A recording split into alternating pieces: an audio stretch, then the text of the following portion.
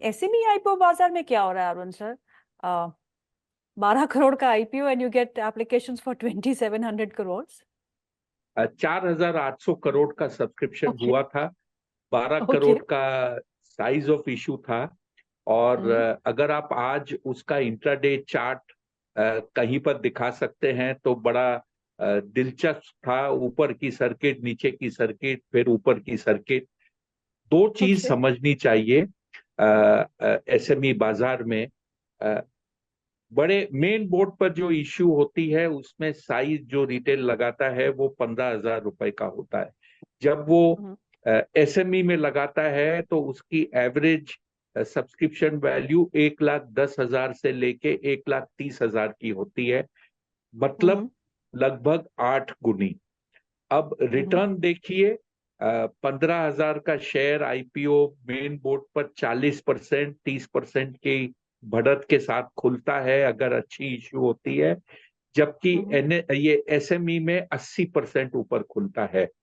तो आपको डबल पैसा मिलता है, 8 गुना ज्यादा आपको अलॉटमेंट होता है वैल्यू के हिसाब से। तो 1,20,000 का अगर आप एवरेज लेते हो तो आपको उसमें लाख रुपए का मुनाफा होता है, जो मेन बोर्ड पर कमाने के लिए आपको 8 इश्यू में अगर एप्लीकेशन लगेगा तो शायद आप कितना कमा पाओगे। तो रिस्क रिवॉर्ड एसएमई में बहुत ज्यादा है। यही चीज एसएमई में लोगों को ललचा रही है। और ये एक जो कहते हैं कहीं ना कहीं एक बबल बर्स्ट होने की बात हो रही है। एक चीज मैं और इसमें दोहराऊंगा, जब बकेट जी। साइज छोटी है, जब आप छोटे निवेशकों के लिए ये एक सिस्टम कर रहे हैं, तो इसमें क्या क्या जरूरत है कि आप क्यूआईबी रखो, क्योंकि क्यूआईबी है, आपको एंकर बुक रखना है। साइज ऑफ इशू को आप और कट करके 50% से भी नीचे कर देते हो। ये मेरे को समझ में नहीं आता है कि रेगुलेटर जो आपके एक्सचेंजेस हैं, इन्होंने ऐसा ये क्यों मेस कर रखा है। जब इनसे कंट्रोल नहीं हो रहा, समय आ गया है कि सेबी इसके ऊपर एक बंदिश लगाए कि कोई भी एसएमई में क्यूआईबी सेक्शन आपको लगाना अलाउड नहीं है। बहुत गंद मची हुई है, कहीं ना कहीं रोक टोक आनी चाहिए। जी, बिल्कुल सही कहा आपने। क्योंकि जिस हिसाब से एसएमई की लिस्टिंग हो रही है और सब्सक्रिप्शन हो रही है, इट इज बियॉन्ड, कभी देखा नहीं है। I mean I have been in this field for so long now, but yes, I know anything can happen.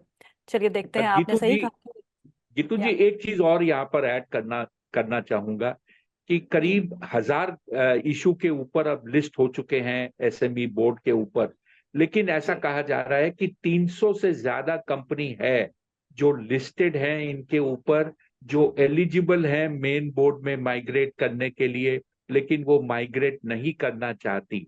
और उसका कारण सिर्फ ये है कि उन्हें पता है जब मेन बोर्ड पर जाएंगे, लॉट साइज आज जो 1,000-1,200 शेयर है वो एक शेयर हो जाएगा, तो उनकी मार्केट कैप नहीं टिकेगी। ये चीज पर भी गौर करना चाहिए और एक कंपल्शन होना चाहिए कि अगर आप एलिजिबल हो तो मूव करो, नहीं तो आपकी ट्रेडिंग सस्पेंड हो जाएगी। Very true sir.